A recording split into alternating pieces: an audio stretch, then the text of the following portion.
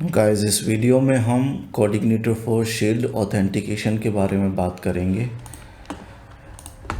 इसके लिए हम कोऑर्डिनेटर फॉर शील्ड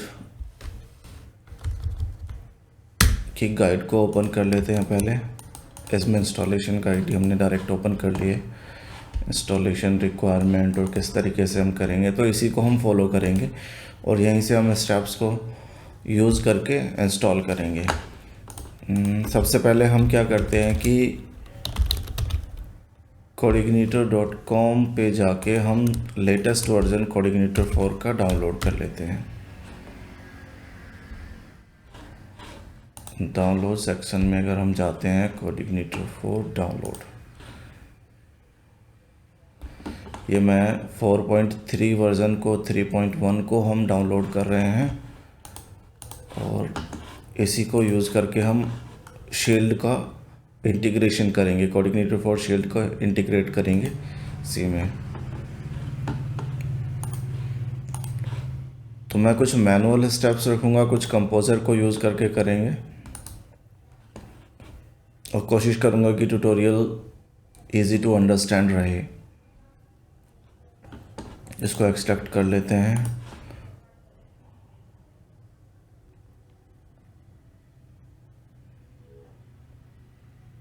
थोड़ा टाइम ले रहा है लेकिन बस होने वाला है।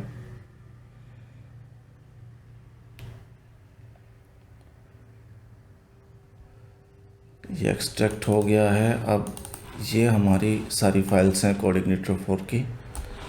इन फाइल्स को हम क्या करेंगे,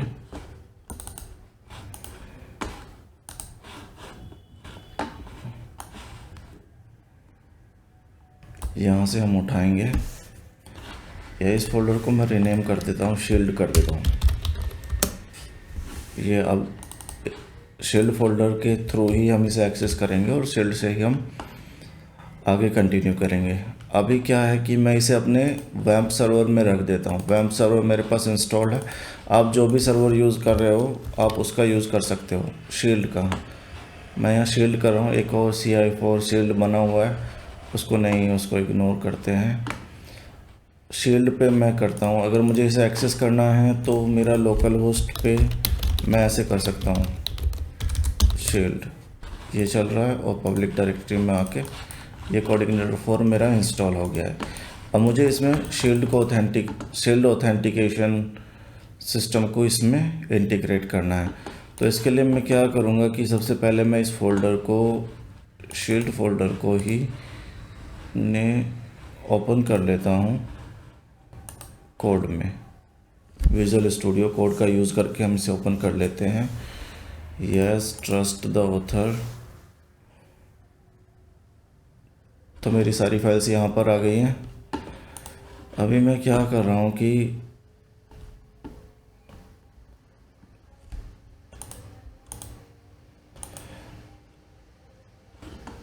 इसमें जो कंपोज़र फाइल है हमारी, अब शील्ड को अगर मुझे करना है, इंस्टॉल करना है, तो मेनली कंपोज़र के थ्रू हम करेंगे। और कंपोज़र का यूज़ करके अगर हमें करना है तो उसके लिए टर्मिनल का यूज़ करना पड़ेगा। टर्मिनल पे जाके अब हम आते हैं यहाँ पर, इसको इंस्टॉल कैसे करना है। सिंपल है, एक कमांड में लिखूँगा कंपोज़र रिक्वायर, ये composer require coordinator for shield, ये could not find version of package shield matching your minimum stability required it with an explicit version of desired। यहाँ पर एक एरर आ गया है ये, तो इसके लिए भी इसमें दिया हुआ है। अगर इस तरह का कोई एरर आता है, ये जो एरर यहाँ आ रहा है, तो फिर हम क्या करेंगे, इसे ये composer.json में हमें ऐड करना पड़ेगा या फिर हम एक्सप्लिसिटली इसको हम करेंगे। या तो आप इसे composer.json फाइल में इस कोड को आप कॉपी करके रख दीजिए, या फिर हम इसको विद dev develop पैरामीटर के साथ हम कमांड को रन करेंगे। हम dev develop के साथ ही कर लेते हैं। यहाँ पर आप देखिए, पहले मैं सिर्फ इतना कर रहा था, लेकिन अब मैं dev develop का भी यूज़ कर रहा हूँ और फिर मैं इसे करता हूँ। require is not require internal, okay, actually यहाँ पर ये दिक्कत आ गई है, यहाँ पे 2 बार एंगल ब्रैकेट हो गया था।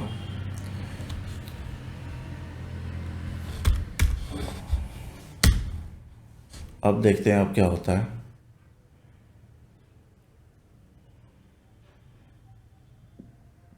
अभी तक तो ये सही चल रहा है।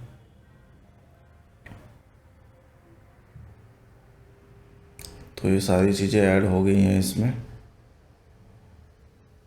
No security vulnerability error found, तो इसका मतलब ये इंस्टॉल हो गया है, सेल्ड इंस्टॉल हो गया। अब अगर सेल्ड इंस्टॉल होता है तो इसमें क्या क्या अपडेट्स होते हैं सेल्ड इंस्टॉल होने के बाद, आप यहाँ पर देखेंगे तो यहाँ पर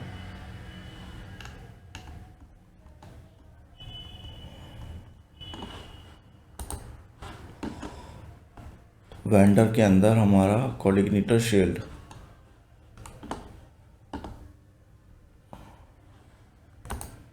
ये शील्ड यहाँ पर ये आ गया है। तो सारी फाइल्स हमारी यहाँ पर हैं, वेंडर कोऑर्डिनेटर 4 में शील्ड पे आ गया है। अब हम यहाँ जाते हैं तो देखते हैं इसके बाद हमें कौन सा ये करना है, कमांड रन करनी है, कौन सी कमांड रन करनी है। तो इसमें हमें स्पार्क का यूज़ करना है शील्ड सेटअप के लिए। तो शील्ड सेटअप के लिए मैं ये वाली कमांड रन करूँगा, सीधा PHP स्पार्क शील्ड सेटअप। मैं यहाँ पर आता हूँ और ये कमांड में रन कर देता हूँ। अब यहाँ पर ये पूछ रहा है कि रन स्पार्क माइग्रेट ऑल। अच्छा, यहाँ पर माइग्रेट करने से पहले हमें डेटाबेस भी सेट कर लेना चाहिए, क्योंकि जब माइग्रेट होगा तो वो डेटाबेस टेबल्स क्रिएट करेगा। माइग्रेशन अगर रन होगी तो वो डेटाबेस टेबल्स क्रिएट करेगा, तो उसके लिए हमें पहले वो भी सेट कर लेना चाहिए। तो इसके लिए मैं क्या करूँगा, कॉन्फ़िग फाइल में मैं आऊँगा, यहाँ पर डेटाबेस कॉन्फ़िग जो फाइल है, यहाँ पर मैं अपनी डेटाबेस की सेटिंग्स को रख दूँगा। मान लो मेरा यूज़र नेम है रूट लोकल पे और पासवर्ड कुछ नहीं है मेरा, और डेटाबेस का नाम मैं कर देता हूँ DB शील्ड। लेकिन DB शील्ड बना भी होना चाहिए। तो DB शील्ड अगर बनाना है मुझे तो मैं क्या करूँगा कि PHP मायडमिन में मैं यहाँ आऊँगा, एक नया डेटाबेस क्रिएट कर देता हूँ। मेरे इसमें PHP वर्जन की वजह से एरर्स हैं ये, तो इसको आप इग्नोर कर सकते हैं, क्योंकि ये एरर्स आपके ज़रूरी नहीं आपके PHP मायडमिन में आएंगे। तो मैं यहाँ पर आता हूँ, डेटाबेस शील्ड का यूज़ करके ये वाला डेटाबेस मैं बना देता हूँ, क्योंकि यही डेटाबेस हम यूज़ कर रहे हैं अपने एप्लीकेशन में। तो DB शील्ड करके ये बन गया है, इसमें टेबल नहीं है। ओके, अब मैं यहाँ पर आता हूँ कि ये कह रहा है run spark migrate all now, तो मैं करूँगा yes.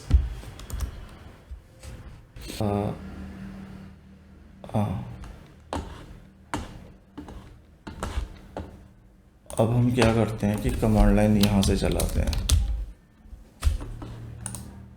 Run as administrator.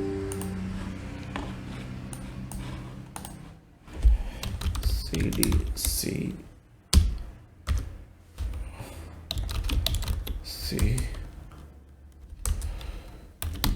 vamp 64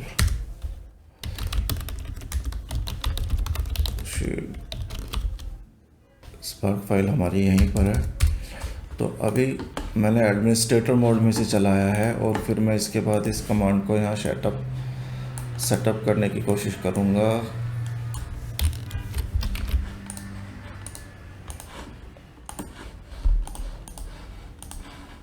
ये शील्ड सेटअप,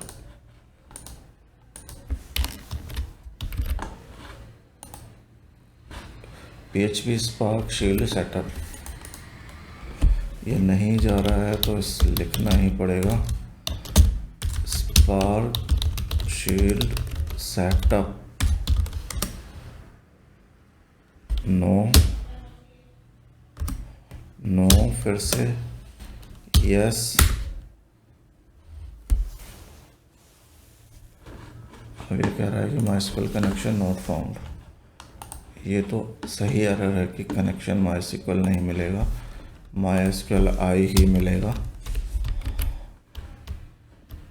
अब फिर से मैं इसे रन करता हूँ, यहाँ पर नो कर देते हैं क्योंकि फाइल ऑलरेडी एग्जिस्ट है। दोबारा से नो कर देते हैं, फाइल ऑलरेडी एग्जिस्ट है। माइग्रेशंस को रन करते हैं, लेकिन ये ओके ये रन हो गया है, माइग्रेशंस रन हो गई हैं, लेकिन अब ये कह रहा है कि स्पेसिफाइड की वाज टू लॉन्ग, मैक्सिमम की लेंथ इज 1000 बाइट्स। ओके, इस एरर के बारे में भी यहाँ लिखा हुआ है। अगर एक मिनट,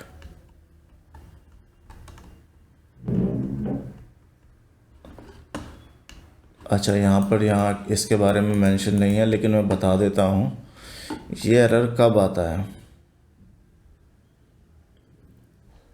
ये एरर हमारा आएगा अगर हमारा जो MySQL है, ये यहाँ देखिए 2 टेबल्स तो क्रिएट हो गए, माइग्रेशन यूज़र्स 2 टेबल क्रिएट हो गए हैं। लेकिन अगर मैं माइग्रेशन फाइल में जाके देखूं, माइग्रेशन फाइल हमारी कहाँ मिलेगी हमें, क्योंकि हम शील्ड को कर रहे हैं इंस्टॉल, तो coordinator for shield source database, ये माइग्रेशन है, डेटाबेस माइग्रेशंस। इस फाइल में अगर मैं देखता हूँ तो अब में जो है, यानी कि ये जो टेबल अब फंक्शन के अंदर होता है, जो टेबल्स हमारे क्रिएट होने हैं, यहाँ पर यूज़र्स टेबल क्रिएट होना था, हो गया है। दूसरा टेबल हमारा create table auth identities create होना था, लेकिन यहाँ पर फॉरेन की वगैरह हैं और इसमें की एक लेंथ होती है, फॉरेन की वगैरह की एक लेंथ होती है। अब ये जो लेंथ है ना, ये थोड़ी ज़्यादा हो गई होगी, इसकी वजह से ये एरर आ गया है। अब जब ये माइग्रेशन ऑथ आइडेंटिटीज़ टेबल को क्रिएट कर रहा होगा या फिर ऑथ लॉगिन्स को क्रिएट कर रहा होगा, जिसमें हमें की ज़रूरत है, की फॉरेन की, यूनिक की, इस तरह की कीज़ की अगर हमें ज़रूरत है, और जब हमारा सिस्टम उसे क्रिएट कर रहा होगा तो वहाँ पर कीज़ की जो लेंथ है वो एक्सेस कर गई है, बढ़ गई है, ज़्यादा हो गई है, जिसकी वजह से एरर जनरेट हुआ है और बाकी के टेबल्स क्रिएट नहीं हुए हैं। आप देख सकते हो सिर्फ 2 ही टेबल क्रिएट हुए हैं, 2 टेबल क्रिएट हुए हैं। तो इसका मतलब हमारा जो माइग्रेशन है वो पूरी तरीके से नहीं हुआ है, सक्सेसफुल नहीं रहा है माइग्रेशन। तो इसके लिए हम क्या करेंगे, हमें ना डेटाबेस इंजन को चेंज करना पड़ेगा। हम यहाँ आएंगे, वेरिएबल्स में मैं आता हूँ, ओके, अब मैं सीधा InnoDB, ये जो डिफ़ॉल्ट स्टोरेज इंजन है, क्योंकि MyISM है, ये MyISM पे डिफ़ॉल्ट ये क्रिएट कर रहा होगा टेबल को, और MyISM में जो है ना लेंथ की प्रॉब्लम आ जाती है, फॉरेन कीज़ की जो लेंथ की प्रॉब्लम है वो आ जाती है यहाँ पर। अब मैं यहाँ पर आता हूँ, इस वेरिएबल को मैं InnoDB कर देता हूँ और सेव कर देता हूँ। अब ये InnoDB हो गया, तो यानी कि अब जो टेबल्स क्रिएट होंगे वो InnoDB इंजन पे होंगे, स्टोरेज इंजन उनका InnoDB होगा, ना कि MyISM। तो InnoDB पे क्या है कि एक बड़ी लेंथ भी स्टोर की जा सकती है कीज़ के लिए। अब हम इसमें आगे देखते हैं, दोबारा से रन करेंगे माइग्रेशंस को, हम दोबारा से रन करेंगे, और हम क्या करते हैं कि पहले इधर आएंगे शील्ड के अंदर, DB शील्ड में इन दोनों टेबल्स को भी ड्रॉप कर देते हैं। यहाँ हम इसे भी ड्रॉप कर देते हैं ताकि हमारा जो डेटाबेस है ना वो बिल्कुल एम्प्टी हो जाए, पूरा एम्प्टी हो गया। अब फिर से मुझे यहाँ पर आना पड़ेगा, मैं PHP स्पार्क को रन करूँगा।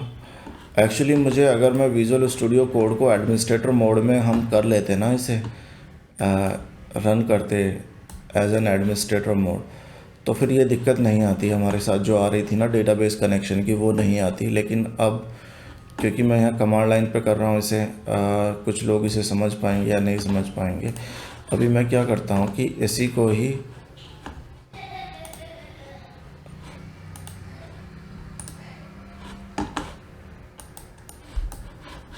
ये डिलीट और इसको मैं बंद कर देता हूँ। विजुअल स्टूडियो कोड को मैं चलाता हूँ एडमिनिस्ट्रेटर, रन एज एडमिनिस्ट्रेटर, ये किया, और मेरा शील्ड जो प्रोजेक्ट है एज इट इज़ उसी में है। अगर अब मैं टर्मिनल को चलाता हूँ, अब आई होप द जो प्रॉब्लम आ रही थी वो नहीं आनी चाहिए। ओके, हमें करना क्या था, हमें शील्ड को सेटअप करना है, ये वाला। अभी हम सेटअप पर ही थे, अभी इंडेक्सिंग कर रहा है तो थोड़ा टाइम लगेगा इसमें।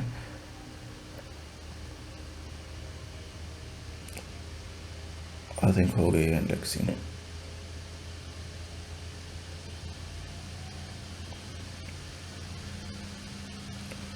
एनीवेज हम ऐसे ही रन करके देखते हैं। PHP spark shield setup, spark is note क्योंकि फिर से हमने इसको कॉपी कर लिया एंगल ब्रैकेट को। अब इसमें ऑथ फाइल ऑलरेडी एग्जिस्ट है, अब config auth file already exist है, तो मैं इसको कर दूंगा नो। फिर से ऑथ ग्रुप फाइल्स भी इसमें ऑलरेडी एग्जिस्ट है, तो मैं इसको भी नो कर दूंगा। अगर आपको ओवरराइड करना है तो आप यस कर दो, कोई दिक्कत नहीं है, उसमें ओवरराइड कर सकते हो आप अगर इस तरह की कोई प्रॉब्लम आती है तो।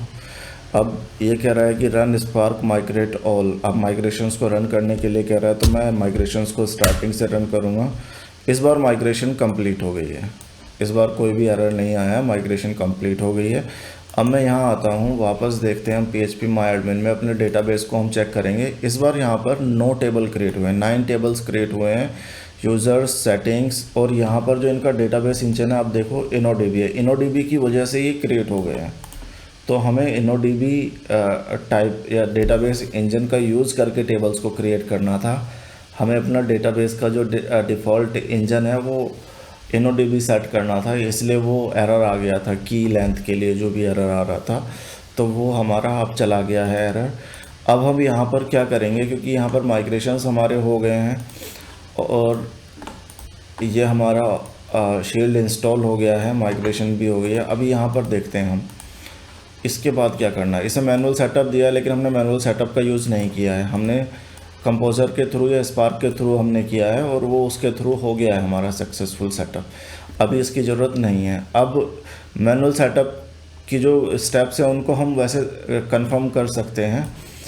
इसमें कह रहा है कि ऑथ और ऑथ ग्रुप्स 2 फाइल क्रिएट हुई होंगी, कॉपी, ये 2 फाइल्स को हमें क्रिएट करना पड़ता, यहाँ से कॉपी करना पड़ता था, लेकिन क्योंकि हमने मैनुअल क्रिएट किया ही नहीं है, हमने ऑटोमेटिक यूज़ किया हुआ है, ऑटो सेटअप यूज़ किया हुआ है, तो इसमें ये फाइल्स ऑलरेडी क्रिएट हो गई हैं ऐप कॉन्फ़िग के अंदर, ऑथ और ऑथ ग्रुप्स, तो हमें कॉपी करने की ज़रूरत ही नहीं है। अब दूसरा कह रहा है वो रूट्स, इसके लिए कुछ आ गया होगा, मतलब जो हमने भी क्रिएट किया हुआ है ऑथेंटिकेशन सिस्टम जो भी किया है, तो उसके लिए रूट भी डिफ़ाइन हुआ होगा। तो यहाँ पर जो रूट डिफ़ाइन हुआ है वो ये है, ये ऑटोमेटिक यहाँ पर ऐड हो गया है, तो इसको भी हमें मैनुअली ऐड करने की ज़रूरत नहीं है, ये स्टेप यहाँ पर था। और ये हेल्पर्स वगैरह को इनिट कंट्रोलर में हमें इसको सेटिंग्स को करने की ज़रूरत पड़ती, बेस कंट्रोलर इनिट कंट्रोलर के अंदर यहाँ पर इस सेटिंग्स की ज़रूरत पड़ती। तो अगर हम अपना बेस कंट्रोलर देखते हैं,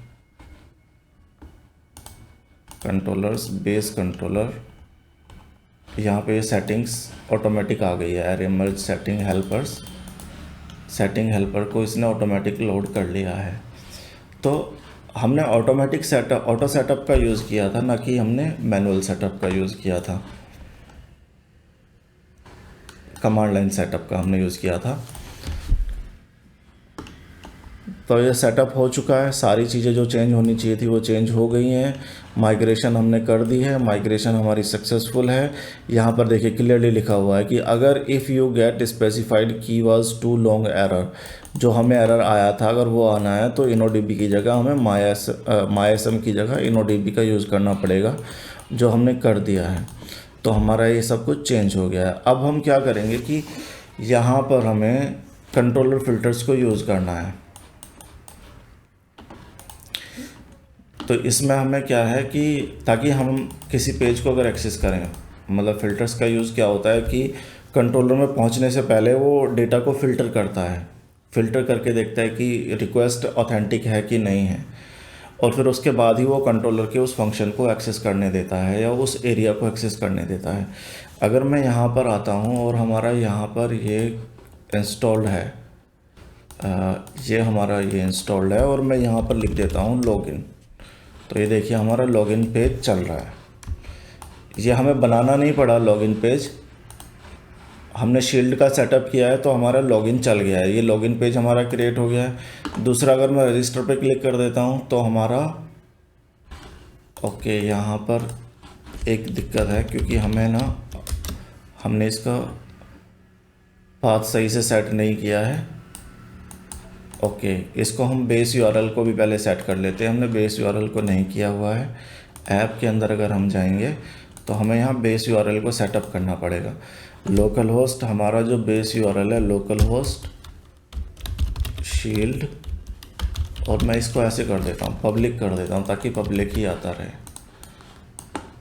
अब मैं यहाँ पर आऊँ या यहाँ पर आता हूँ, ये हुआ।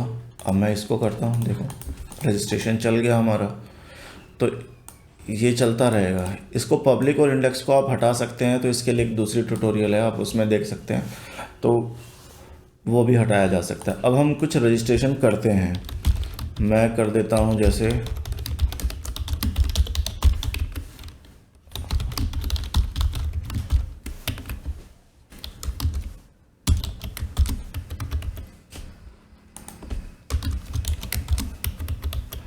और मैं रजिस्टर करता हूँ, तो पासवर्ड मस्ट बी एटलीस्ट। इसमें वैलिडेशंस भी ऑलरेडी लगे हुए हैं, तो हमें इनको भी देखना की कोई ज़रूरत नहीं है।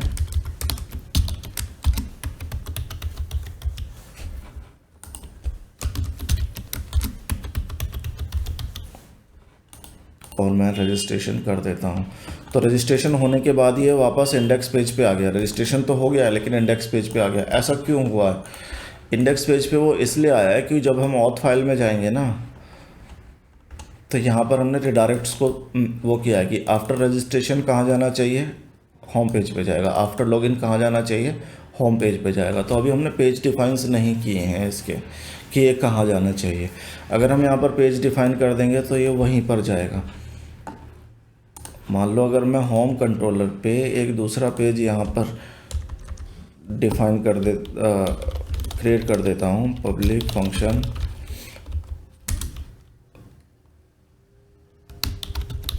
आफ्टर रजिस्टर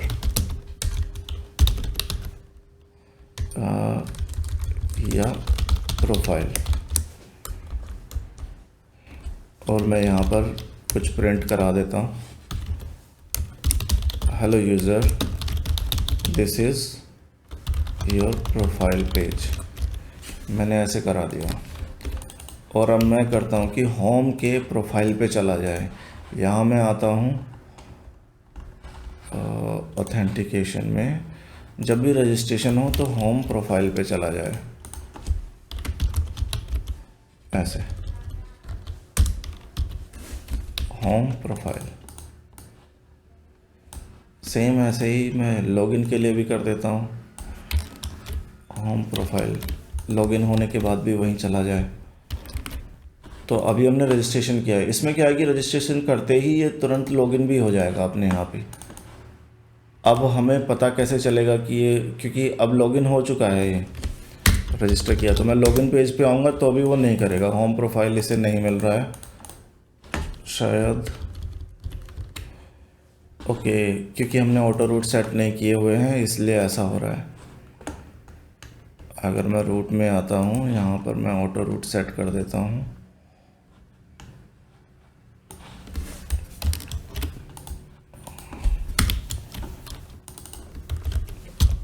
अगर हम ऑटो रूट सेट नहीं करते हैं तो हमें रूट को डिफ़ाइन करना पड़ेगा। यहाँ पर हमें रूट बताना पड़ेगा कि कहाँ जाना चाहिए।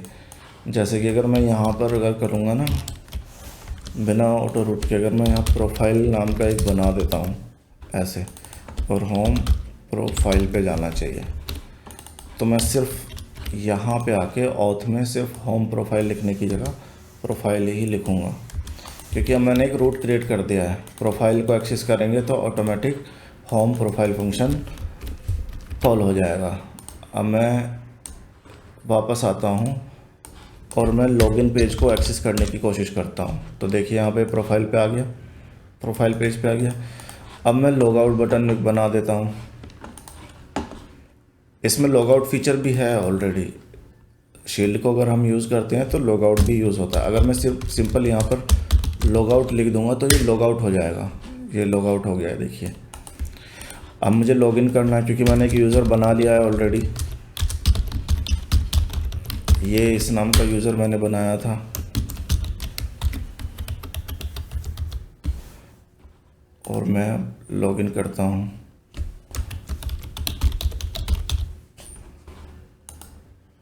ये फिर से प्रोफाइल पेज पे आ गया लॉगिन होने के बाद। तो अब मुझे यूज़र का डेटा अगर एक्सेस करना है तो मैं कैसे करूँगा? इसमें ऑथ फंक्शन है। ऑथ फंक्शन को यूज़ करके हम कर सकते हैं इसका डेटा एक्सेस। मान लो मुझे यहाँ पर करना है तो मैं ऑथ का यूज़ करूँगा। ऑथ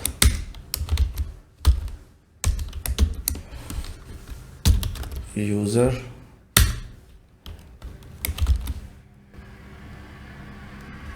ये रिटर्न करता है करंट लॉग्ड इन यूज़र को। अब मैं यहाँ पर इसको ऐसे कर लूँ, user is equal to this, और ऐसे मैं कर देता हूँ। तो देखते हैं क्या होता है, क्योंकि हम प्रोफाइल पेज पे हैं तो ये यूज़र का पूरा डेटा यहाँ आ गया है। अब मुझे इस यूज़र के डेटा को यूज़ करना है। मान लो मुझे इसका नेम यूज़ करना है। नेम तो है नहीं शायद इसमें, यूज़र नेम होगा।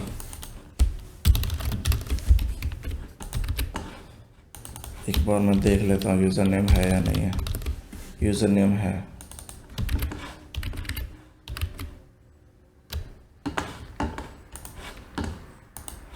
तो ये रहा हेलो।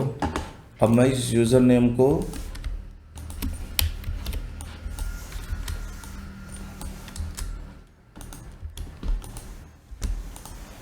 यहाँ पर यूज़ करना चाहता हूँ। यहाँ मैंने यूज़ कर दिया, hello user name, welcome to your profile page. और मैं यहाँ पर ब्रेक डाल देता हूँ एक, और यहाँ पे लिख देता हूँ टू योर प्रोफाइल पेज। और अब देखते हैं अब क्या हुआ होगा। Hello user, welcome to your profile page. अब मुझे लॉग आउट करना है तो मैं क्या करूँगा कि फिर से एक लिंक बना देता हूँ जो कि सिर्फ href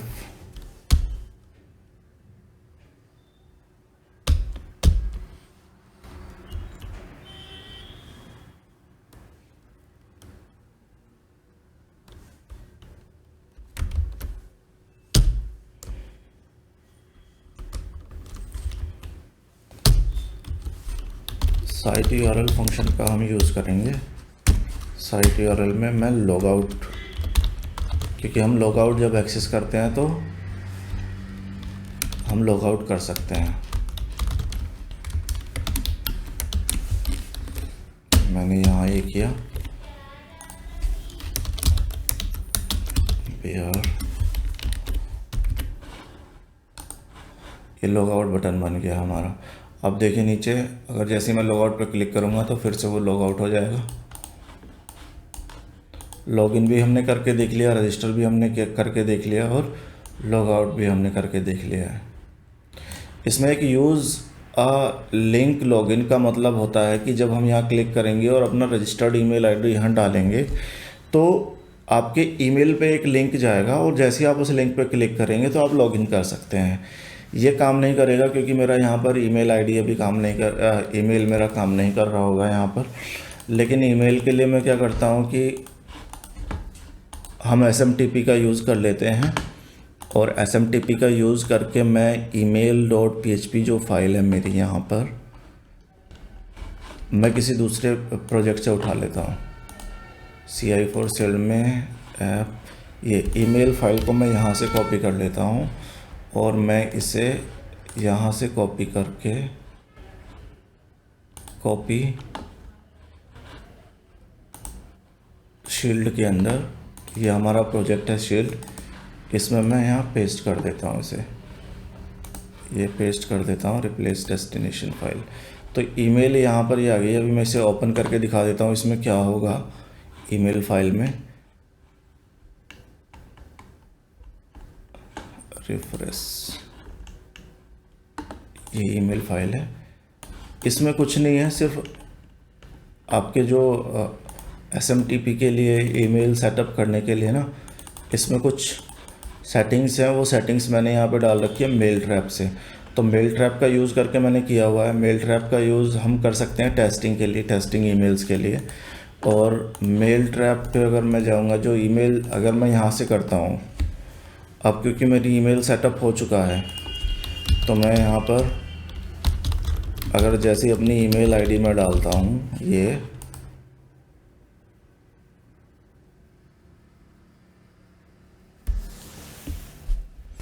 इसने मेल भेज दिया है, just send you an email with login link inside, it is only valid for 60 minutes. तो 60 मिनट्स के लिए ये वैलिड है। अब मैं अपनी ईमेल को चेक करता हूँ। अब मेल ट्रैप पे हमें करना पड़ेगा, क्योंकि हम टेस्टिंग एनवायरनमेंट का यूज़ कर रहे हैं, ना कि अपनी एक्चुअल ईमेल का। ये हमारी एक्चुअल ईमेल में नहीं जाएगी मेल, ये मेल ट्रैप पर ही जाएगी। जैसे ये मेरा इनबॉक्स है मेल ट्रैप का, अभी ये वाली लिंक मुझे मिली है, यहाँ पर ये लॉगिन लिंक आया, ये बटन दिख रहा है, ये जो बटन है यही लॉगिन लिंक है। इस पर मैं क्लिक करूँगा तो देखिए फिर से लॉगिन हो गया। देखिए यहाँ पर, ये देखिए हो चुका है, फिर से वहीं पे आ गया मैं प्रोफाइल पेज पे। तो ये मैजिक लॉगिन लिंक के लिए भी था। तो ये सारे फीचर्स हैं। फिर से लॉग आउट करना है, लॉग आउट कर सकते हैं। तो अभी हमने इस वीडियो में देखा कि शील्ड का यूज़ करके कैसे हम login system, registration system, magic link का यूज़ कर सकते हैं। और रिमेंबर भी हमने चेक नहीं किया, लेकिन रिमेंबर भी यूज़ हो जाएगा इसमें। तो ये सारे फीचर्स हमने शील्ड का यूज़ करके किया है और शील्ड को सेटअप किया है इस वीडियो में। तो इस वीडियो में गाइस इतना ही। मिलते हैं दूसरे वीडियो पे। अगर आपने चैनल को सब्सक्राइब नहीं किया है तो प्लीज़ सब्सक्राइब कर लें, लाइक करें वीडियो को, अगर वीडियो आपको पसंद आई है तो। Thank you guys, bye bye.